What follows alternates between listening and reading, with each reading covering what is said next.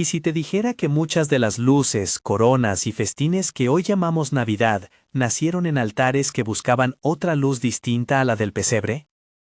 Imagina por un momento que cada adorno, cada costumbre que entra en tu casa en diciembre, no es solo una tradición inocente, sino una historia que arrastra consigo un viejo trasfondo espiritual. ¿Qué sucede cuando mezclamos raíces diferentes y las presentamos como una sola planta? ¿Qué ocurre cuando lo que tiene origen en la oscuridad se viste de fiesta y entra en nuestros hogares sin que lo cuestionemos? Hoy quiero invitarte a mirar con ojos nuevos. No para condenar a nadie, sino para despertar el discernimiento en los que amamos a Jesús y queremos que nuestra fe gobierne nuestras decisiones, incluso las culturales. Voy a llevarte por 3 puertas del pasado, 3 festivales que, según registros y estudios históricos plausibles, dieron forma a costumbres que ahora asociamos con la celebración cristiana. Veremos su propósito original, su simbolismo espiritual, y luego conectaremos ese pasado con lo que se vive en muchas familias hoy. Si este tema toca tu espíritu, suscríbete y escribe, Señor, abre mis ojos, en los comentarios. Empecemos por el norte, Yule. Piensa en un poblado cubierto de nieve, en la noche más larga del año. Las gentes se reúnen alrededor del fuego, no solo para calentarse, sino para invocar el retorno de luz. Los relatos que han llegado hasta nosotros describen hogueras que actuaban como focos sagrados, troncos encendidos junto a ofrendas y árboles que, en su forma y verde persistente, representaban una conexión con la vida que no se apagaba. Los rituales de Yule no eran meros festejos familiares, tenían una intención, una finalidad espiritual ligada al ciclo, a la supervivencia, y a la creencia en fuerzas que regulaban la luz y la muerte. Hay una imagen poderosa, el árbol de hoja perenne, colocado dentro de la choza o junto al fuego, como una columna viva que no muere en invierno.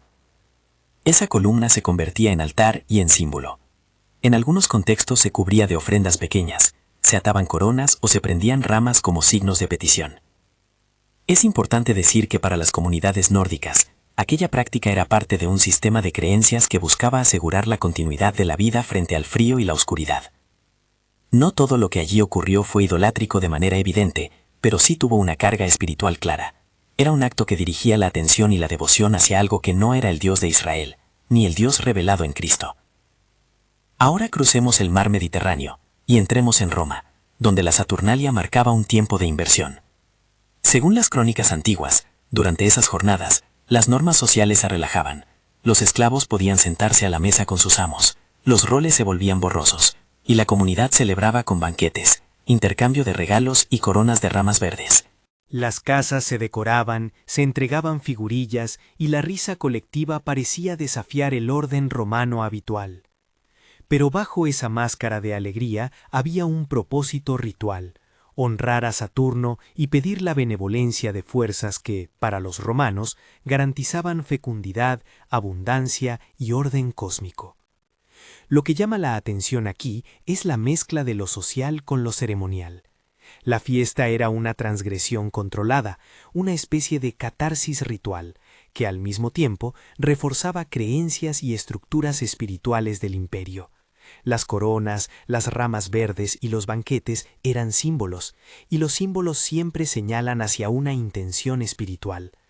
No digo que cada persona que hoy disfruta una comida familiar esté repitiendo un rito pagano consciente.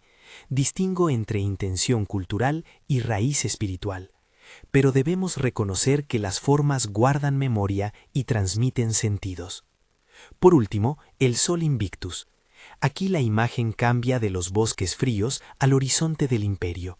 El sol como imagen de victoria, el sol como figura que no puede ser vencida.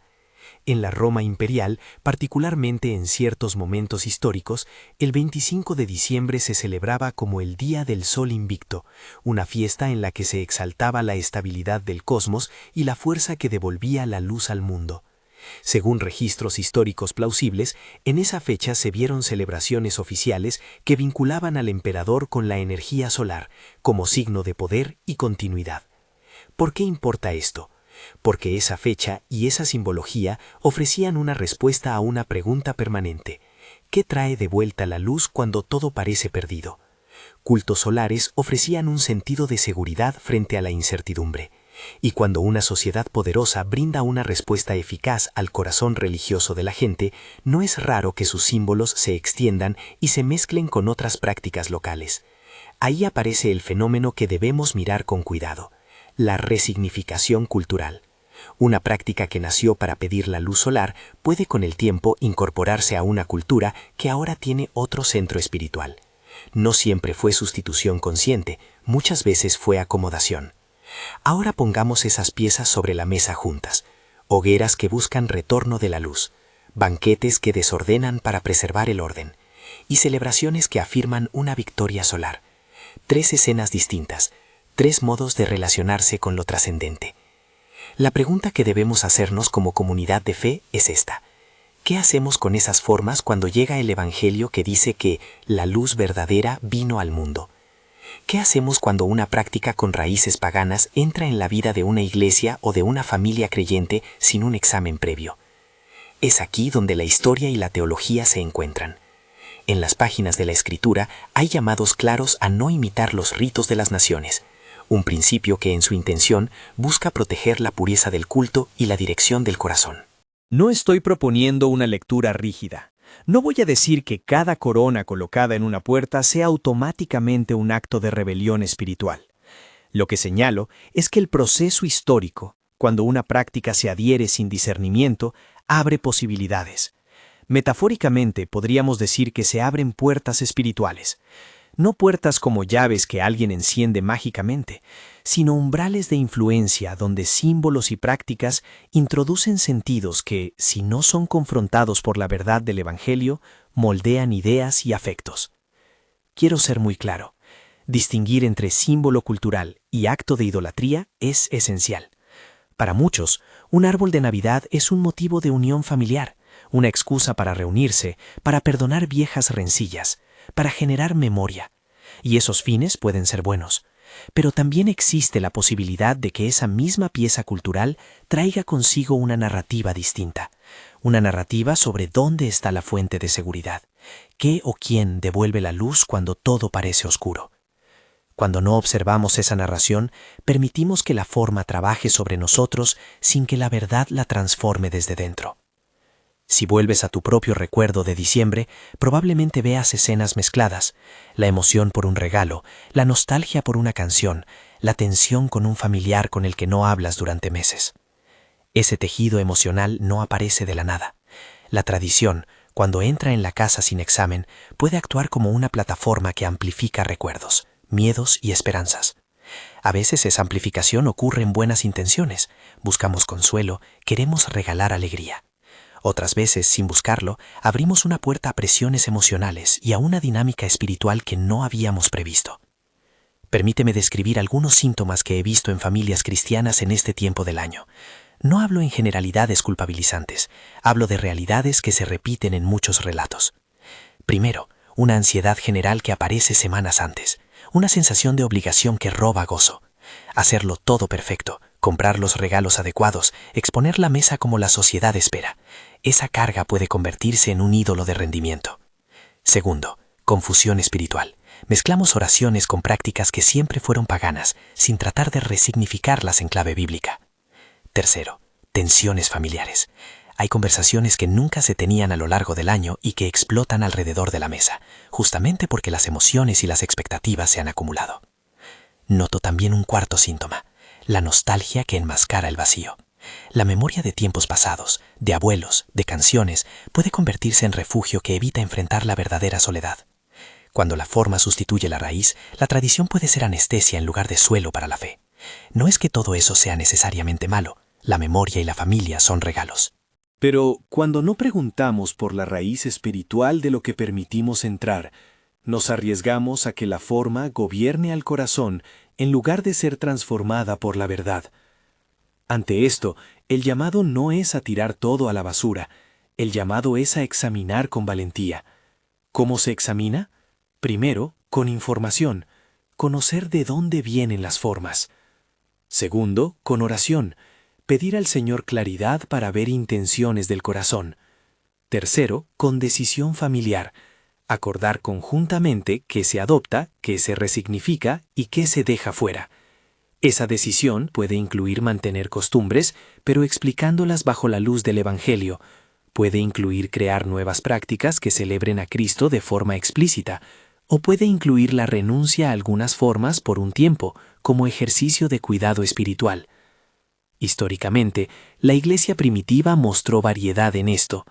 En algunos lugares, los cristianos evitaban las fechas que recordaban rituales paganos. En otros, con el tiempo, algunas prácticas se transformaron en expresión comunitaria de la fe. El punto que quiero subrayar es que muchas de las incorporaciones fueron procesos culturales complejos. No siempre hubo una conspiración, sino más bien tácticas de adaptación social, decisiones políticas y necesidades pastorales. Y esa complejidad exige que seamos cuidadosos al juzgar el pasado con lentes de hoy, pero también exige que seamos valientes en el presente. Si una forma llama más a la nostalgia que a la adoración, necesitamos preguntarnos por qué. Mientras hablo esto, quizás en ti surja una tensión, el deseo de honrar tradiciones familiares versus el deber de guardarlas bajo la autoridad de Cristo. Esa tensión es legítima y pastoral. No estoy diciendo que todo cambio sea obligatorio, sino que la libertad cristiana tiene rostro de responsabilidad. Ser libres no significa actuar sin examen. Ser libre significa actuar con discernimiento y amor por la verdad. Ahora quiero que me acompañes en una imagen. Imagina tu hogar como una casa con puertas. Algunas puertas las hemos heredado, hábitos, canciones, costumbres. Otras puertas las abrimos nosotros conscientemente.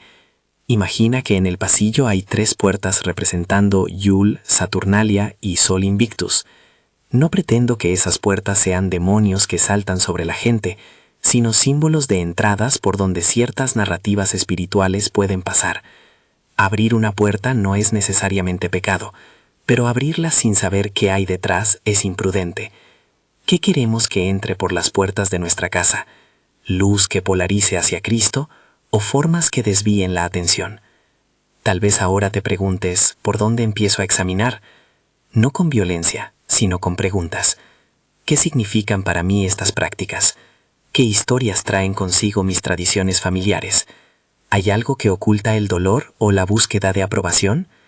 ¿Estas costumbres me acercan a Jesús o me distraen de su presencia?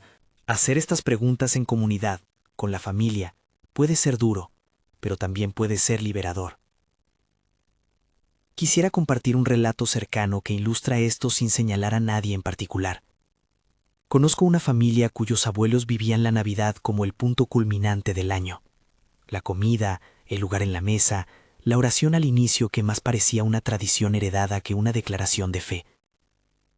Cuando los hijos crecieron, la casa se llenó de expectativas, el mantel, las luces, el regalo perfecto. Con el tiempo, el matrimonio entre 2 de esos hijos comenzó a tensarse cada diciembre. La expectativa de reproducir el pasado se convirtió en una presión que ninguno de los 2 quería cargar. No faltaron reproches, ni silencios, ni comparaciones con un pasado inalcanzable. Al final, lo que era una celebración se transformó en una prueba que reveló heridas no sanadas. Fue precisamente al sentarse juntos y preguntar ¿qué celebramos realmente?, que empezaron a resignificar los símbolos. Reemplazaron algunas formas por otras, añadieron lecturas y canciones que hablaban de Jesús, y separaron la nostalgia de la adoración. No fue instantáneo, fue un proceso de discernimiento y decisión. Ese proceso es en muchos sentidos la alternativa que propongo, no abolir la alegría, sino someter la forma a la raíz, redefinir prácticas para que sirvan al Evangelio, no a la nostalgia o a la costumbre sin examen. Porque la fe sana el pasado cuando se atreve a iluminarlo y no simplemente a repetirlo. Habiendo caminado por estas historias y resonancias, es posible que sientas que algo necesita cambiar en lo íntimo de tu casa. Una conversación pendiente, una costumbre que ya no tiene sentido, una manera de orar que se ha perdido entre las luces. Quizás el primer paso real sea pedir al Señor claridad para ver. Por eso quiero dirigir ahora una breve oración, no como un cierre definitivo, sino como una petición por visión y por valentía para seguir examinando. Señor, abre nuestros ojos para ver las raíces de lo que celebramos. Danos discernimiento para distinguir entre forma y esencia, y valor para decidir con amor lo que entra en nuestros hogares. Que tu luz revele lo que necesita sanarse, y que tu gracia guíe cada decisión. Amén. Si este mensaje te ha dado claridad o inquietud, compártelo con alguien que necesite ver más allá de la costumbre y suscríbete para que podamos seguir profundizando juntos. Señor, gracias por abrir nuestros ojos. Gracias por no dejarnos contentos con costumbres sin raíz. Ahora, antes de seguir, permíteme plantearte una nueva pregunta que va a cambiar el lente con el que miramos todo lo que hemos dicho hasta aquí. ¿Qué habría pasado si Jesús hubiera venido como hombre adulto en lugar de nacer en un pesebre? No se trata de un simple juego mental. Es una forma de descubrir por qué ciertas imágenes, la cuna, la ternura del infante, han marcado tanto la imaginación religiosa y cultural. Y es también un ejercicio para ayudarnos a distinguir entre la esencia del Evangelio y las formas que le hemos ido poniendo encima. Vamos a imaginar juntos, y en esa imaginación encontraremos pistas prácticas para actuar hoy. Imagina por un momento que la llegada de Jesús se narrara de otra manera, que el cielo abriese su historia cuando un maestro maduro apareció en las plazas de Galilea, llamando discípulos, confrontando hipócritas y curando cuerpos a la luz del día. ¿Habría el mundo buscado envolver ese acontecimiento en cánticos de cuna y en estatuas de pesebre? Probablemente no. Si la primera imagen de lo divino entre los hombres hubiera sido la de un rabino que hablaba sobre el reino, las celebraciones probablemente habrían tomado otra forma. Peregrinaciones a lugares de enseñanza, reuniones para repetir sermones, dramatizaciones de milagros, conmemoraciones de palabras transformadoras más que de una llegada infantil. ¿Por qué esto importa? Porque la forma en que recordamos define lo que apreciamos. Cuando la primera escena que grabamos en el corazón es un niño que necesita pan y nido, la memoria religiosa tiende a acentuar la ternura, la compasión y el rescate del vulnerable. Y eso es bueno, la ternura es cristiana. Pero cuando el primer recuerdo es la predicación encendida, la memoria se inclina hacia la palabra, la justicia, la confrontación con los poderes.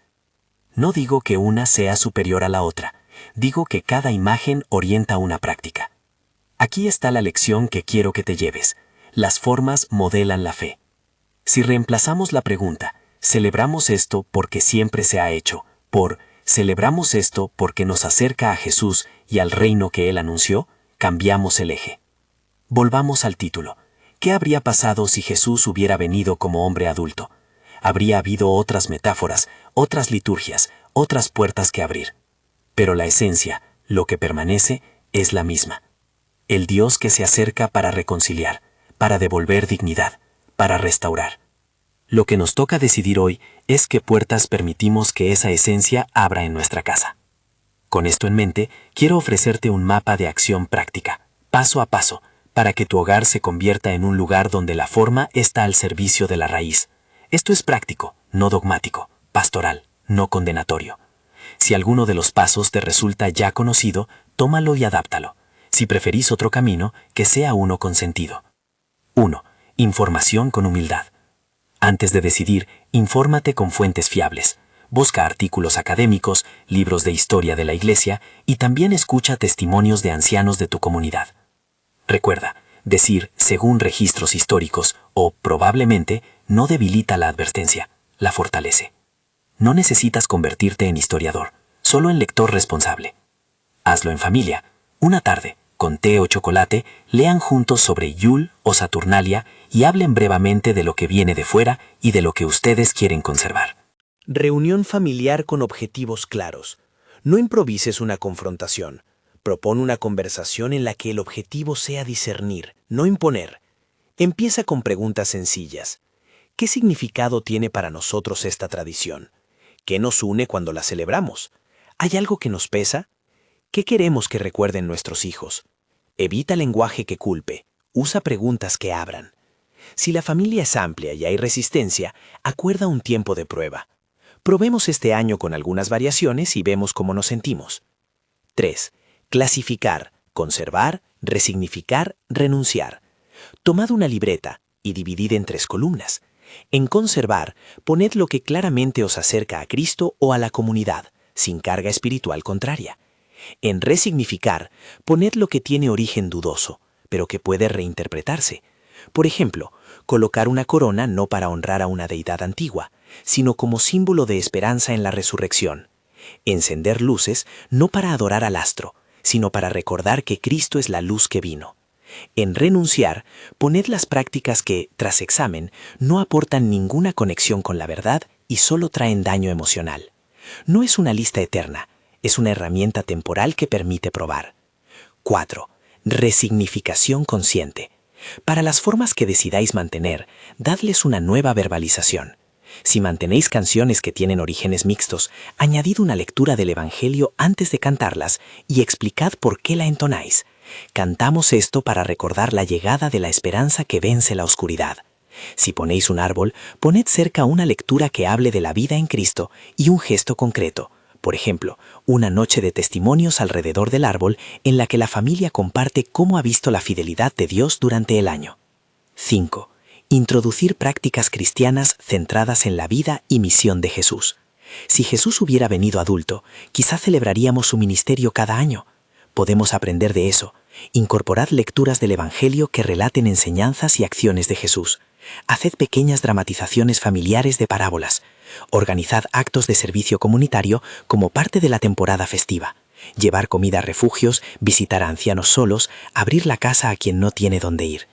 Estas prácticas cambian el eje de la fiesta de la forma a la misión. 6. Preparación emocional. Anticipad los conflictos y poned límites. Si las reuniones con la familia generan tensión, decidid de antemano qué temas se evitan y quién toma la iniciativa para reconducir la conversación. Estableced un tiempo de silencio o de oración cuando la discusión suba de tono. Esto no es evitar la verdad, sino guardarla con amor para que las palabras no hieran más. 7. Recursos para los niños. Los niños perciben símbolos de forma literal. No los confundáis. Si introducís una tradición con origen pagano, pero la resignificáis, decidid una narrativa clara y repetible que puedan aprender. Por ejemplo, encendemos estas luces para recordar que Jesús trae luz a las casas. Crea rituales simples, una noche de historias del Evangelio, una carta al Jesús adulto de los Evangelios pidiendo cómo servir a los demás, una cesta para donar juguetes a quien los necesita. Los niños interiorizan gestos, regaladles sentido. 8. ¿Cómo actuar con los abuelos y parientes que se resisten? Escucha primero. Honra la memoria y el esfuerzo que ellos hicieron. No ataques su pasado. Pregunta por qué ciertas cosas eran importantes. Propone opciones. Podemos mantener esto si lo acompañamos de esta lectura. O, ¿qué te parece si este año hacemos la comida en tu casa y la oración en la plaza? Ofrece pequeños puentes. Una tradición no necesita desaparecer para que otra aparezca. Pueden convivir con intención. 9. Iglesia local como espacio de formación y sanidad. Las comunidades deben ofrecer lugares donde procesar la nostalgia y sanar heridas. Propón que la iglesia organice talleres sobre la historia de las festividades, mesas redondas intergeneracionales y servicios especiales centrados en la misión en lugar del consumo. Ofreced alternativas pastorales, retiros de Adviento centrados en meditación bíblica, noches de sanidad antes de la temporada, talleres para familias sobre finanzas y gestión emocional en fiestas. 10. Lidiar con la ansiedad y el consumismo. Estableced límites financieros y un plan para los regalos. Acordad un presupuesto familiar, haced listas y decidid de antemano cómo queréis distribuir recursos. Incluid en el plan actos que no cuestan dinero, pero sí tiempo. Una tarde para escribir cartas de gratitud. Una tarde para preparar comidas para vecinos necesitados. Una noche para leer el Evangelio en voz alta. Estas decisiones reducen la ansiedad y encarrilan la temporada hacia la presencia de Dios entre vosotros. 11. Oración comunitaria y privada antes de abrir puertas. Antes de introducir cambios significativos, haced una oración familiar breve. Pedid discernimiento, pedid que la verdad de Cristo se manifieste. No prometas que la presión emocional desaparecerá al instante, promete acompañamiento, arrepentimiento y transformación continua. Si creéis en el valor de las confesiones públicas, ved si es sano incorporarlas en la comunidad. Muchas veces, compartir vulnerabilidad en grupo libera. 12. Tiempo de prueba y evaluación. Probad cambios durante una temporada y evaluad. ¿Qué trajo paz? ¿Qué generó conflicto? ¿Los niños comprendieron la resignificación? Evaluad con preguntas concretas y con corazón dispuesto a ajustar. La libertad cristiana es dinámica. Hoy decides una cosa, mañana la reevalúas. Quiero ser honesto. Tomar estas decisiones puede producir rechazo, incluso por parte de hermanos en la fe que prefieren mantener tradiciones sin cambio. La tarea pastoral en este tiempo es acompañar, no forzar. Cuando encuentres resistencia, busca compañía en líderes que compartan tu inquietud y en amigos espirituales que oren contigo. No te lances al juicio público ni crees rupturas que no edifiquen. Muchas reformas maduras nacen del diálogo paciente y de la humildad de reconocer que nadie tiene todo lo que el reino requiere. Ahora volvamos por un momento a la metáfora de las puertas espirituales, porque es central para entender el cuidado que propongo. Hemos dicho que hablar de puertas es una metáfora. No son entradas mágicas ni llaves que alguien gira de un día para otro. Son más bien correlaciones entre forma y afecto, entre símbolo y orientación del corazón. Una puerta se abre cuando una práctica repetida crea un vector de atención. Si cada año, sin palabra, encendemos una costumbre que subsana una carencia, con el tiempo esa costumbre se convierte en plataforma de emociones y expectativas. Desde allí, la puerta se vuelve camino.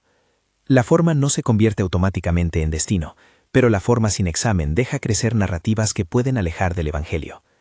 Entonces, ¿cómo cerramos puertas que han traído daño sin caer en rituales de exorcismo que prometan efectos fáciles? Propongo 3 actitudes complementarias, no mágicas. A. Renuncia consciente. Decidir no participar de una práctica por un tiempo, acompañado de una oración y de un testimonio en familia. La renuncia no necesita escenificarse con violencia. Puede ser un pacto sereno que explicáis con amor. B. Reemplazo orientado. Sustituir una costumbre por otra que tenga la misma forma social, pero un contenido distinto. Por ejemplo, en lugar de un banquete que solo presume consumo, hacer una cena compartida, donde cada plato venga con una historia de gratitud y una breve lectura evangélica. C. Acción redentora. Convertir lo que fue forma en servicio. Si una práctica generó acumulación, compras, excedente, poned parte de eso para quienes carecen. Así la forma de la abundancia se invierte en acto de justicia. Quiero compartir otra historia, breve, para ilustrar el tercer camino. En una parroquia pequeña, la comunidad notó que cada diciembre se generaba más descontento que gozo, discusiones por roles, dolores por pérdidas no resueltas y una sensación de vacío. Decidieron no eliminar las luces ni las reuniones, pero sí cambiar el ritmo. Una semana antes de la gran fiesta, organizaron jornadas de servicio en el barrio, recogiendo ropa y alimentos. Otra noche hicieron un mercado de dones, donde los niños ofrecían habilidades, pintar, ayudar a leer, cantar, en lugar de intercambiar regalos materiales. La comunidad terminó el mes no con mayor consumo, sino con mayor cohesión y con historias de reconciliación. No desaparecieron todas las tensiones, pero la costumbre, reorientada, dejó de ser puerta de ansiedad y se convirtió en un umbral de gracia. Ese ejemplo nos enseña que la transformación no exige perfección, exige intencionalidad y comunidad. No se trata de hacer la Navidad perfecta, sino de que nuestras prácticas reflejen la mayor lealtad posible a la verdad que profesamos. Jesús es la luz. La forma es una herramienta, no un fin. En este punto, quizá te preguntes por la dimensión pública. ¿Qué debe hacer la Iglesia como institución? Para los pastores y líderes que escuchan esto, algunas propuestas prácticas. Enseñad con claridad. Dedicad un espacio para explicar la historia de las tradiciones y sus implicaciones espirituales sin culpabilizar. La enseñanza debe ser informativa y pastoral. Proponed alternativas litúrgicas. Introducid servicios que celebren la misión de Jesús, la justicia y la misericordia durante diciembre. No todo debe ser nostálgico. Facilitad recursos para familias. Folletos con lecturas de Adviento resignificadas, ideas para cenas que honren a Cristo, sugerencias para conversaciones difíciles en familia. Abrid espacios de reconciliación. Ofreced servicios de sanidad y escucha previa a las grandes celebraciones, con consejería pastoral disponible. Involucrad a la comunidad. Organizad proyectos de servicio que permitan canalizar la energía colectiva hacia el bien de los necesitados. Todo esto con un principio rector. La libertad cristiana y la responsabilidad pastoral deben caminar juntas. No se trata de imponer una forma única, sino de ofrecer discernimiento para que cada comunidad elija con ojos abiertos. Antes de cerrar, volvamos al centro teológico, la encarnación misma. Si Jesús hubiera venido como hombre adulto, quizá habríamos tenido celebraciones distintas, pero la esencia no habría cambiado. Dios se hizo presente en la historia humana para redimirla. La pregunta contrafactual nos ayuda a ver que las fiestas no son la fe, son reflejos. Si cambiamos el reflejo, No perdemos al Creador, lo descubrimos con otros matices, y eso nos da libertad para decidir qué puertas abrimos en casa. Quiero terminar con una invitación no a la perfección, sino a la valentía pastoral de tomar pequeñas decisiones en familia y en comunidad. La transformación no requiere un cambio radical y público. Muchas veces comienza en una mesa, en una conversación, en una noche en la que, en lugar de reproducir el patrón del pasado, se lee en voz alta un pasaje del Evangelio y se pregunta, ¿esto qué nos pide esta vez? Esa pregunta, formulada con humildad, tiene más poder que cualquier cacerola de reproche. Recuerda, lo que nació en la oscuridad no se convierte en luz por vestirse de fiesta. La luz se reconoce por su origen. Y si queremos que la luz gobierne nuestras casas, debemos aprender a preguntar por las raíces de lo que permitimos entrar. Que el hecho de que Jesús naciera en un pesebre o hubiese venido como un maestro adulto no nos distraiga de lo esencial. Seguirle en su vida, palabra y obra. Termino con un deseo profundo para tus días. Que la claridad guíe tu mesa, que el amor gobierne tus conversaciones y que la verdad de Cristo sea la lámpara que examina cada costumbre. Que en tus decisiones la gracia prevalezca sobre la culpa y la valentía sobre la indiferencia. Que la comunidad de fe a la que perteneces sea un lugar donde se pueda preguntar con libertad, donde se pueda errar y enmendar, y donde la presencia de Jesús no se haga ausente entre las formas. Que la paz del Señor te acompañe mientras examinas, que la sabiduría te haga valiente, y que más allá de las luces y los adornos, la vida de Jesús brille en tu hogar como la verdadera razón de toda celebración.